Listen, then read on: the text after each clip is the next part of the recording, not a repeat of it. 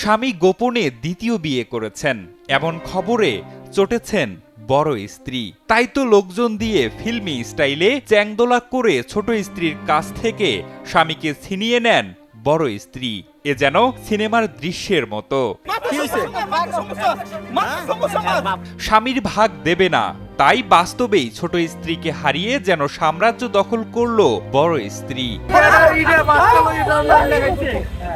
একদিকে স্বামীকে হারিয়ে ছোট স্ত্রীর আর্তনাদ, অন্যদিকে স্বামীকে ছিনিয়ে নিয়ে বড় স্ত্রীর দাপুটে জয়। এমন ঘটনায় এলাকায় ব্যাপক চাঞ্চল্যের সৃষ্টি হয়েছে। ঘটনাটি ঘটেছে পটুয়াখালীতে। স্থানীয়রা জানান, পারিবারিকভাবে বিয়ে হয়েছিল তাদের, সংসারও করেছেন দীর্ঘ সময়। চার দেয়ালে কতই না স্মৃতি আছে তাদের, কিন্তু হঠাৎ করেই সবকিছু যেন উলটপালট হয়ে গেল। সাংসারিক কলহে স্ত্রীকে ফাঁকি দিয়ে অন্যত্র চলে যান স্বামী। পরে নাকি তালাকও দিয়েছিলেন বড় স্ত্রীকে। কিন্তু বড় স্ত্রী এই বিচ্ছেদ মানতে পারেননি। পুরো শহরে স্বামীকে খুঁজেছেন হন্যি হয়ে। স্বামীর দ্বিতীয় বিয়ের খবরটি দীর্ঘদিন গোপন থাকলেও সম্প্রতি বড় স্ত্রীর কাছে